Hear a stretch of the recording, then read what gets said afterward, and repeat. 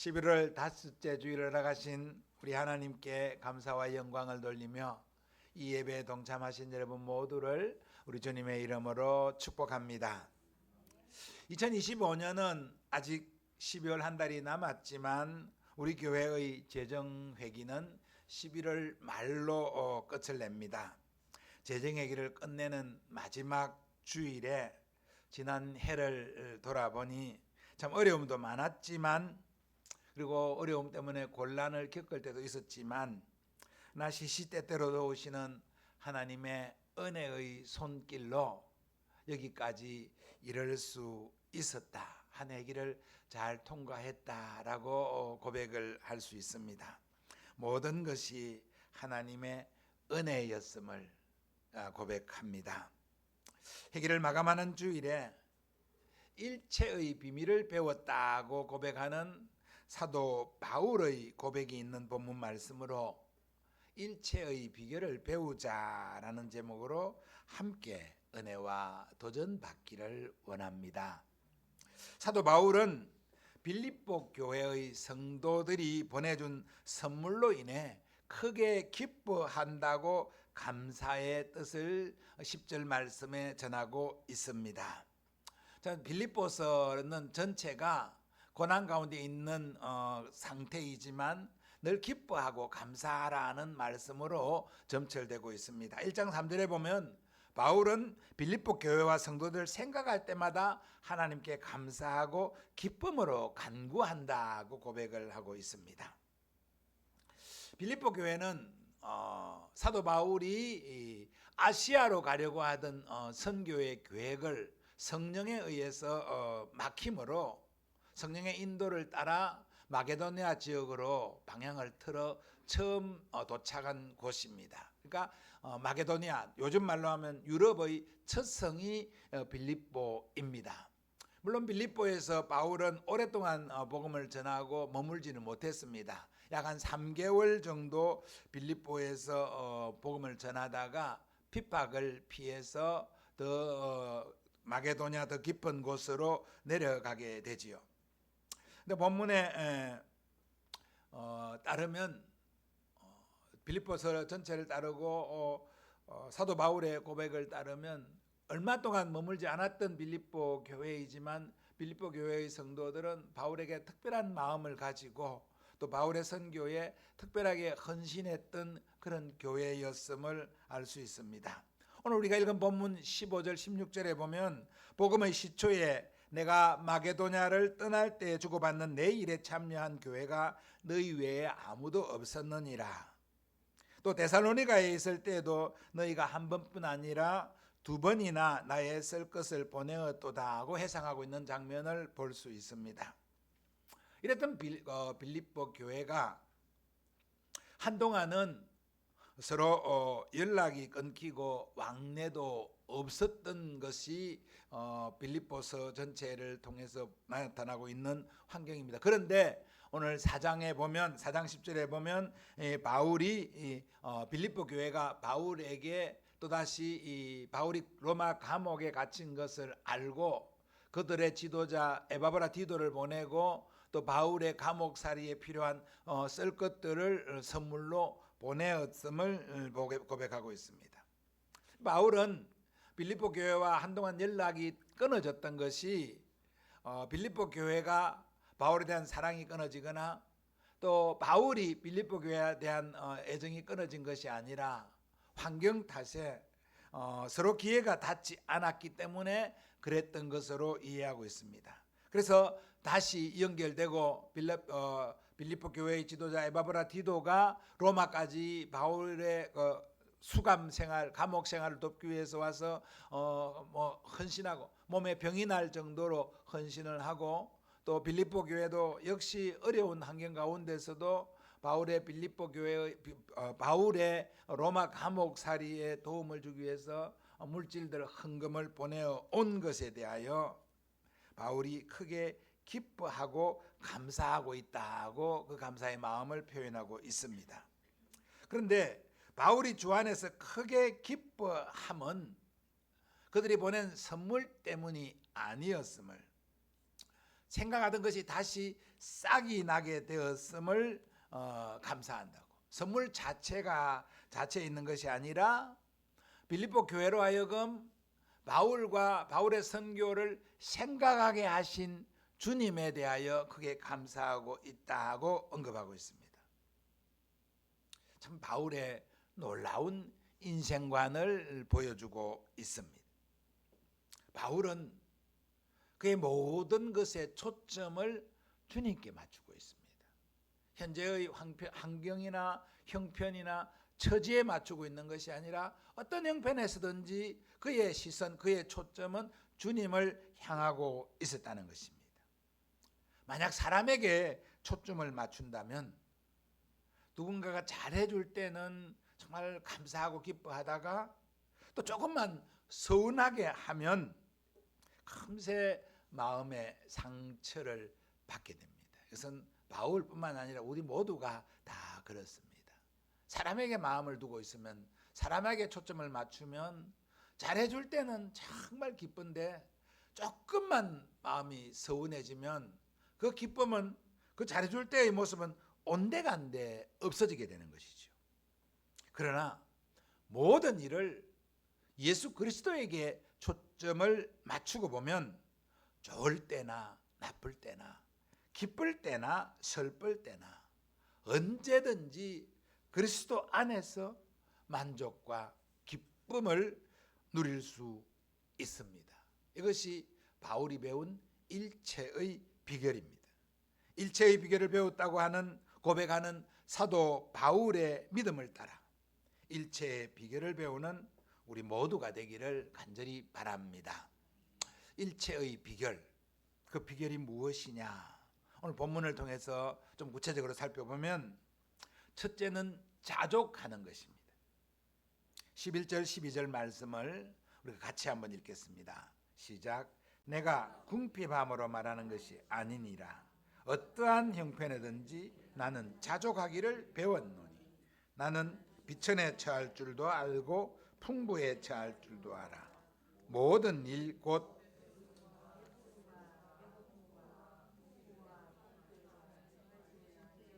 일체의 비결을 배웠노라. 아멘. 바울은 빌립보 성도들의 선물에 기뻐하고 감사를 표하지만 그 기쁨과 감사가 자신의 궁핍함이 해결되었기 때문이라는 뜻으로 해석하지 못하도록 선을 그어두고 있는 것입니다. 내가 궁핍으로 말하는 것이 아니니라고 분명히 말하고 있습니다. 인간적인 형편에서 보면 머나먼 타국 땅 로마, 그것도 감옥에 수감되어 있던 바울은 죄수의 신분으로 여러 가지 어려움이 많았을 것입니다. 물질적 여건도 상당히 어려운 상태였을 것입니다. 정말 지푸라기라도 잡아야 할 형편으로 도움이 절실했을 것입니다. 그러나 바울은 궁핍함 때문에 도움을 구하지 않는다고 했습니다. 오히려 자신은 풍부하다고 말합니다. 바울이 실제로 풍부한 상태였을까요? 전혀 그렇지 않았을 것입니다. 아니, 빌립보 성도들이 온 힘을 다하여 정성껏 마련한 그 헌금, 그 선물이 도달해서 풍부해졌을까요? 그것도 아닙니다.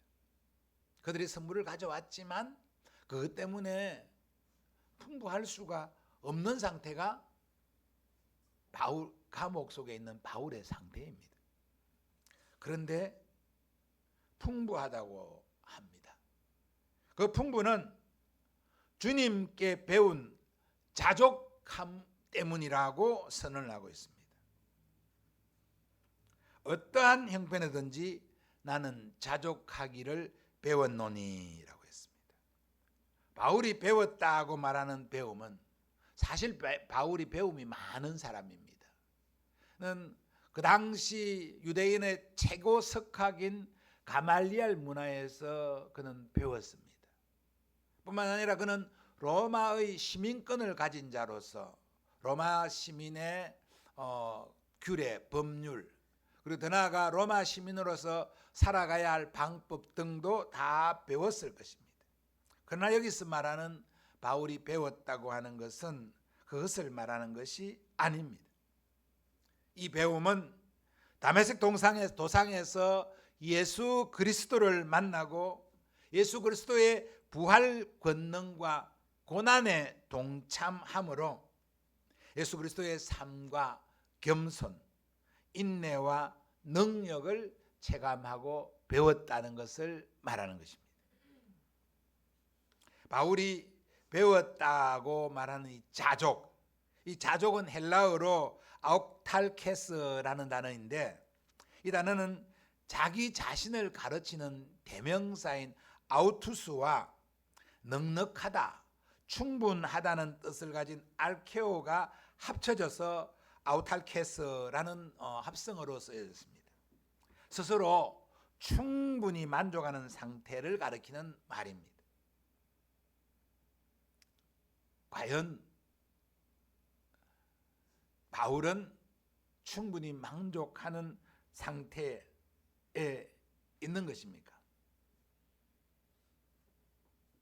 자족은 지위나 환경, 처지 또는 자신에게 일어나는 모든 일이 넉넉하고 충분한 상태를 말하는 것이지만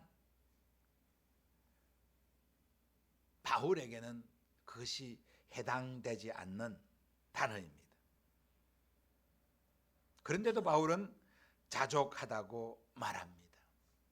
바울이 자족하다고 말할 수 있는 것은 자신의 어떤 탁월한 능력이나 의지력의 힘에서 나오는 것도 아닙니다. 그 악함을 내가 극복할 수 있다는 어떤 불굴의 의지 때문에 말하는 것도 아니라는 것입니다. 여러분, 이게 중요합니다. 어떤 사람은 자신의 의지로 모든 것을 극복하려고 합니다. 또 실제로 그렇게 해서 모든 상황을 타개내는 그런 사람들도 들어 있습니다. 정말 악조건 속에서도 정말 절치부심하며 와신상담하며 그 위기를 돌파해내는 사람도 있습니다. 그러나 바울이 말하는 이 자족함은 그런 것과는 차원이 다른 것입니다. 철저히 예수 그리스도를 의지하고 그분을 내 마음의 중심에 둘 때 그 어떤 환경에서도 스스로 절망하거나 낙담하지 않는 상태, 그러한 상태의 자족함입니다. 그러한 상태로의 자족함은 예수 그리스도 안에서 이룰 수 있는 자족함입니다. 바울이 나는 자족함을 배웠노라, 나는 풍부해도 또 나는 궁핍해도 처할 줄 안다 라고 하는 이 말이 그냥 가난에 그대로 머물러 있으라는 것이나 더 나은 상태를 위하여 노력하지 말라는 뜻으로 하는 말이 결단코 아닙니다. 그런데도 바울은 자족함을 배웠다, 그리고 그것을 너희도 배우기를 원한다고 말하는 것은 주 예수를 믿는 사람은 어떤 형편에 있든지 온전히 예수 그리스도를 의지하고 지금 내게 주어진 환경 속에서 주님을 기뻐할 때 그 자족을 누릴 수 있다는 것을 가르칩니다. 정말 때거리가 없어져도 정말 바로 한 치 앞을 헤쳐나갈 수 있는 그런 길이 보이지 않는 답답한 속에서도 주 예수 그리스도를 기억하고 주 예수 그리스도를 바라볼 때 오히려 기뻐할 수 있는 것, 이것이 바울로부터 배우는 자족의 비결입니다. 이것을 깨닫는, 그래서 주님 앞에서 안에서 기뻐하고 즐거워할 수 있는, 감사로 나아갈 수 있는 우리 모두가 되기를 간절히 바랍니다. 일체의 비결은 능력을 주시는 자에게 능력을 주시는 자 안에 있습니다. 13절 말씀입니다. 너무나 유명한 말씀이죠. 우리 같이 읽어보겠습니다. 시작. 내게 능력 주시는 자 안에서 내가 모든 것을 할 수 있느니라. 아멘. 다시 한번 믿음으로 고백합시다. 시작. 내게 능력 주시는 자 안에서 내가 모든 것을 할 수 있느니라. 아멘. 참으로 놀라운 선언입니다. 바울이 발견한 진짜 놀라운 비결입니다. 그것은 자기 속에 쉼없이 힘을 부어주시는 주님 안에서 어떤 일이든지 할 수 있다는 깨달음입니다. 그리스도인은 본질적으로 새 생명을 받은 사람이며 그 생명은 주님의 능력입니다.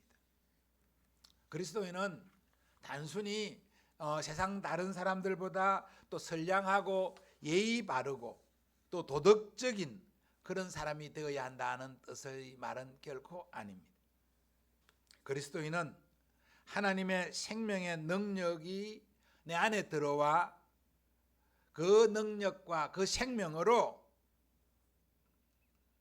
세상을 향하여 살아갈 힘을 공급받는 사람입니다. 바울은 이것을 내게 능력 주신 자 안에서 모든 것을 할 수 있다고 선언하고 있습니다. 이 구절을 정말 오해하거나 잘못 해석해서 그리스도 안에서 내가 무슨 일이든지 해낼 수 있다고 생각하기 쉽습니다. 그런 의미의 말씀이 아닙니다. 예를 들면 그리스도 안에서 내가 믿음으로 육지를 바다로 만든다라거나 내가 이 황폐한 땅을 옥토로 만든다거나 내가 예수 그리스도의 능력으로 순간이동을 해서 지금 여기서 당장 뭐 서울이나 또는 뭐 대전이나 부산으로 옮겨갈 수 있다. 그런 능력을 의미하는 것이 아닙니다. 물론 믿음으로 주님께서 불가능을 가능케 하시는 그 은혜를 입을 수 있습니다. 그러나 본문에서 사도 바울이 내게 능력 주신 자 안에서 내가 모든 것을 할 수 있다고 고백하는 이 고백은 그런 특별한 초자연적인 능력을 말하는 것이 아니라 지금 앞에서 말씀드린 것처럼 바울이 지금 가진 그는 당면한 모든 형편, 배부름, 배고픔, 또 풍부함, 또 비천함, 궁핍함, 이 모든 것에 내가 대처할 수 있다. 내가 이 모든 것에 내가 당면하여 극복해 나갈 수 있다. 이런 의미로의 말씀입니다. 따라서 이 본문은 이렇게 해석하면 좋습니다. 내게 능력 주시는 분 안에서 나는 모든 환경을 극복할 수 있다. 이렇게 해석하면 바울이 우리에게 가르치는 그 뜻을 더 정확하게 받을 수 있습니다. 다시 얘기합니다. 내게 능력 주시는 자, 내게 능력 주시는 예수 그리스도 안에서 나는 모든 환경을 극복할 수 있다. 나는 모든 환경을 대처하며 이겨낼 수 있다. 이것이 내게 능력 주시는 자 안에서 내가 모든 것을 할 수 있다고 고백하는 고백으로 가름할 수 있기를 바랍니다. 예수 그리스도께서 함께 하시고 힘 주심이 바울 되게 하는 바울의 원동력입니다. 바울은 이미 숱한 고난을 겪었고 온갖 상황에서 핍박을 받았고 조롱과 멸시를 견뎠으며 때로는 동료들로 인해서 고난을 당하기도 했습니다. 그런데도 바울은 담대하게 말합니다. 지금 바울이 자신의 몸을 함부로 움직일 수 있는, 자신이 함부로 가고 싶은데 갈 수 없는 감옥에 갇힌 상태인데도 불구하고 그는 내게 능력 주신 자 안에서 내가 모든 것을 할 수 있느니라고 고백하고 있는 것입니다. 능력 주시는 그분 안에서 나는 굳건히 서서 모든 것을 견딜 수 있습니다 라고 고백하는 것입니다. 이 일체의 비결을 배우는 저와 여러분이기를 바랍니다. 이 일체의 비결은, 이 능력은 그리스도 안에 있는 것입니다. 내게 능력 주시는 자 안에서.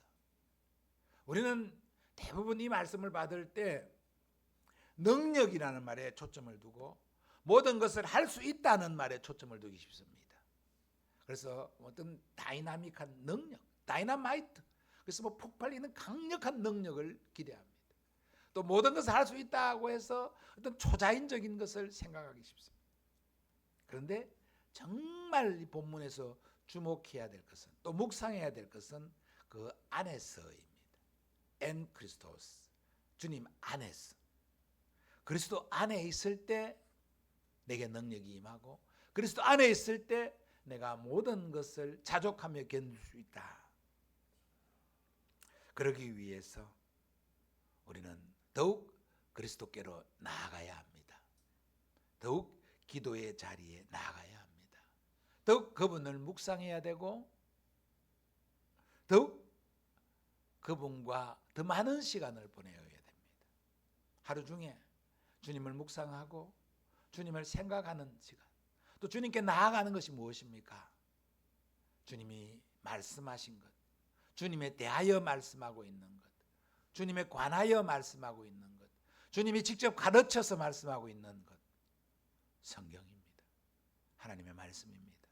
하나님의 말씀에 더 많은 시간을 할애하고 투자하고 그 시간을 더 묵상하는 것, 이것이 내 안에, 주 안에 거하는 방법입니다. 그리고 말씀하신 바를 들었을 때 그 말씀에 실행하는 것,